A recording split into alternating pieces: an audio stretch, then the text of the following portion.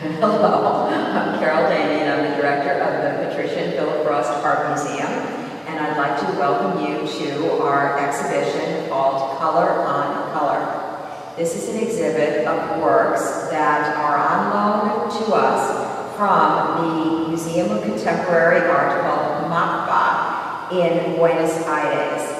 It is a museum that focuses on geometric abstraction, and this is a beautiful selection of works that really tell the story of geometric abstraction from its most influential proponent, Pete Mondrian, into the present day.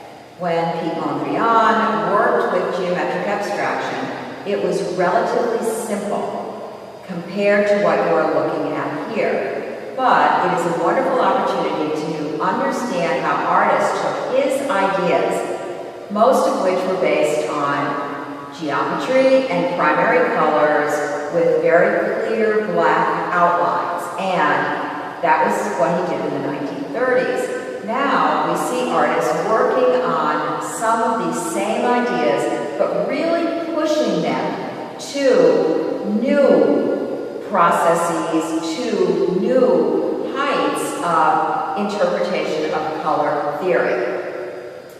The works range from paintings that do appear to resemble what Pete Mondrian did, but are more complex. They also include works that are based on shaped canvases that follow the geometric trajectory into the shape of the work. There are artists who especially work with color, and it is the color that informed the curator, Constanza Cerullo, how to create this exhibition. Color is the thread that runs through everything, from very active, bold color paintings to beautiful color field paintings where we literally see canvases that are made of single colors. The works that I'm standing in front of are two especially interesting and also, we think, set the tone for the exhibit.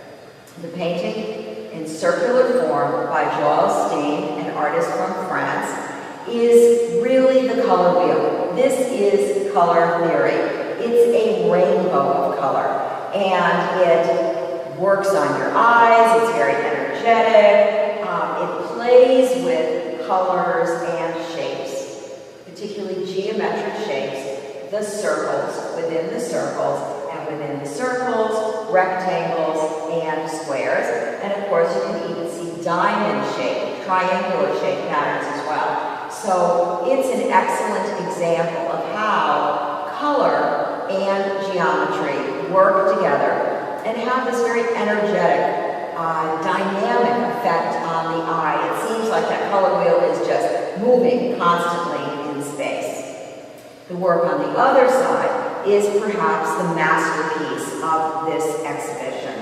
It is by the great Venezuelan master, Carlos Cruz-Diez, and it is a splendid example of his physiochromies. These physiochromies that Carlos Cruz-Diez created are literally painted reliefs.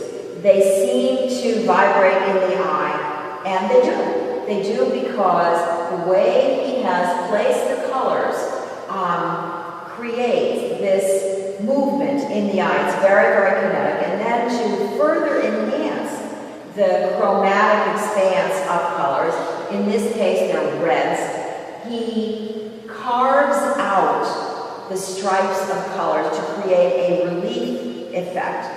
Consequently, when you walk in front of this work, it changes. It changes with the light. It changes with your movement, with your eyes. It changes from every vantage point in the room. So the chromatics, the colors come to light physically, thus the term physiochromy. So it is the chromatics of the colors that physically are manifested in this work through the relief and of course, through your physical presence. Carlos Cruz-Diez is the master at creating these kinds of really remarkable chromatic schemes that he does in flat paintings, two-dimensional paintings, but especially in works like this where you see the movement in relief form.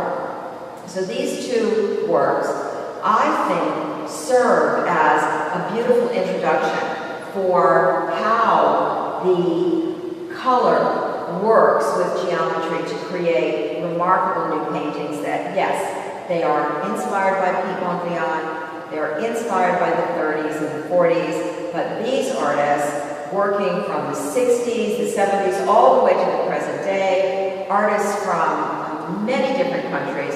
We have Venezuela, we have France, we have Argentina, Spain, New York, Russia. They all are fascinated by color and how they can use color in their work.